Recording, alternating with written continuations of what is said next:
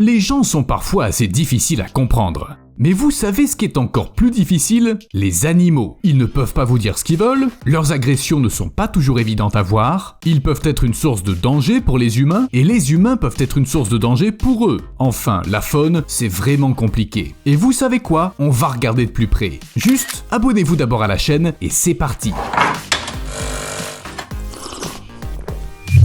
Si vous rencontrez un ours dans la nature, vous avez pas tellement de chance.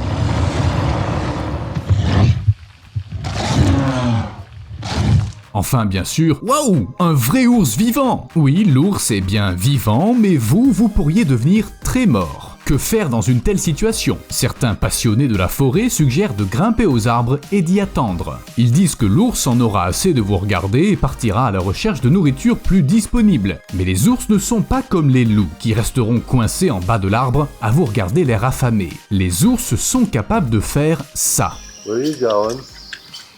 Where are you going, buddy? Et assez rapidement. Si on organise une compétition de vitesse de grimpe aux arbres, c'est probablement l'humain qui perdra. Alors, si vous rencontrez un ours, il vaut mieux ne pas le regarder dans les yeux et s'éloigner lentement. Les ours attaquent rarement les gens. En général, ils se demandent simplement comment cette étrange créature sans poils s'est retrouvée au beau milieu de leur forêt. Vous devez éviter les mamans ours avec leurs petits et surtout les ours perdus. Ce sont de pauvres ours qui se sont accidentellement réveillés en plein hiver et qui en sont très fâchés.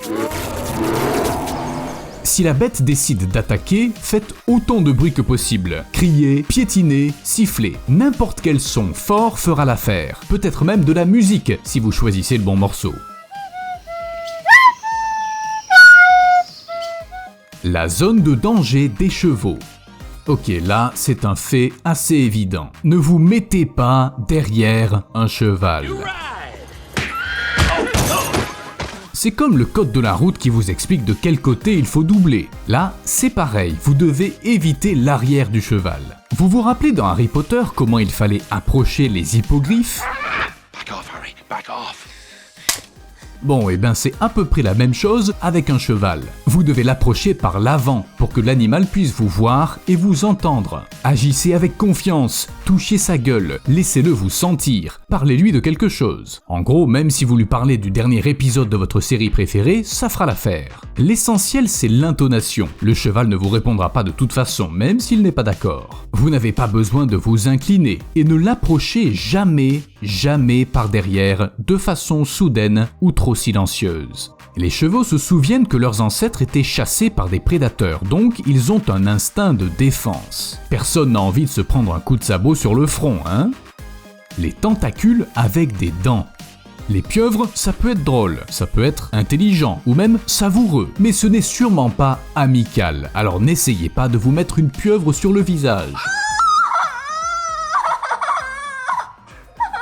Franchement, qui a pu avoir une idée aussi folle? Ces céphalopodes ont l'air doux et moelleux, mais ils possèdent deux armes à la fois. Des ventouses, tout à fait capables de déchirer la peau humaine, et un bec. Il se trouve en plein milieu de la pieuvre et est composé de chitine dure. Le bec de la pieuvre ressemble beaucoup à celui d'un perroquet. Maintenant, ajoutez à cela des muscles assez puissants et vous obtenez une créature qui ne vaut certainement pas la peine d'être associée à un visage humain. Sinon, vous risquez de subir le sort de l'américaine Jamie Bicheler. Elle voulait juste prendre une photo un peu marrante pour un concours et elle a dû aller à l'hôpital.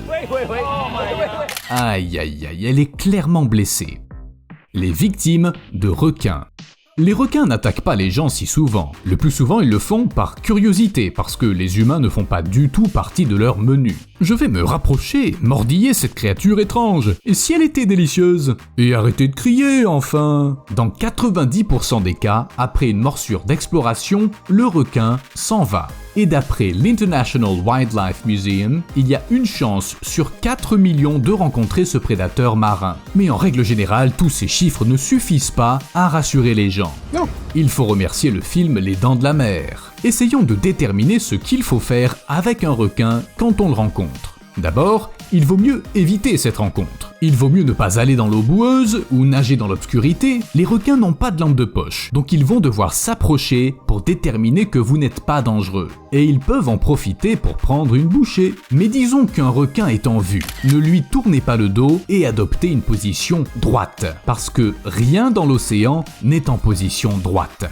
Il est plus probable que le prédateur pense que vous êtes fou et reste à l'écart. S'il se rapproche et montre trop d'intérêt, eh bien vous devrez l'attaquer. Frappez le requin dans le nez et sortez de l'eau dès que vous pouvez. Et s'il vous mord déjà, frappez-le dans l'œil, attrapez les branchies, il paraît que ça marche. Le chiffon rouge. Vous savez comment réagissent les taureaux quand ils voient la couleur rouge? Oh, dès qu'un taureau voit un objet de cette couleur, il perd la boule. Eh bien, c'est faux. Les taureaux attaquent le chiffon rouge non pas parce qu'il est rouge, mais parce que quelqu'un l'agite. Il pourrait aussi bien être vert, ou jaune, ou même figurer le portrait de la mère du taureau. Ouais, ça serait un peu bizarre. Donc, si vous rencontrez un animal à cornes peu amical, ne vous précipitez pas pour enlever vos vêtements rouges. D'abord, ne le regardez pas dans les yeux et ne le provoquez en aucune façon. Et ça sert à rien de faire le mort. Les taureaux ne sont pas des grizzlies. N'entrez pas en contact avec les vaches et les veaux et ne commencez pas directement à prendre la fuite. Ça ne ferait que mettre le taureau en colère. Au lieu de ça, il est préférable de se retirer prudemment, lentement, doucement. Oh, et s'il vous attaque quand même, il y a de bonnes chances que ce soit le taureau qui gagne cette course. Il est plus rapide par nature. Donc, essayez de courir en zigzag et pas en ligne droite. C'est pas facile de tourner quand on est un gros taureau en colère. En courant, vous pouvez lui jeter votre sac à dos ou un vêtement. Ça va peut-être le distraire le temps que vous arriviez à un endroit sûr. Ne nourrissez pas les écureuils. Je vous entends déjà dire « Qu'est-ce que ça veut dire ne les nourrissez pas ?» Eh oui, notre chaîne est très regardée par les écureuils. En fait, même s'ils ont l'air de petites boules de poils sympathiques, les écureuils ne sont pas si inoffensifs que ça. Si un écureuil malade vous mord ou vous griffe, il est peu probable qu'il éprouve des remords. Mais la personne mordue est en danger et les animaux eux-mêmes ont des problèmes à cause des interactions avec les humains. D'abord, les écureuils ont besoin d'obtenir certains nutriments à partir de sources naturelles. Sans eux, ils peuvent tomber malades. Ensuite, le don de nourriture peut attirer une quantité impressionnante d'écureuils dans une zone. Il est peu probable que ça vous amuserait de vous pointer au parc et de voir des centaines et des centaines d'animaux tout doux courir à la recherche de nourriture.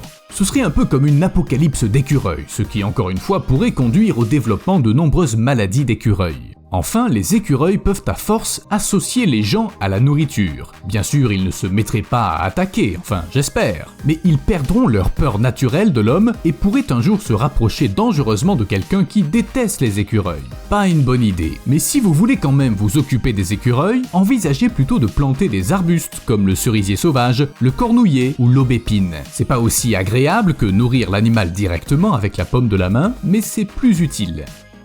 Les cerfs des hiboux.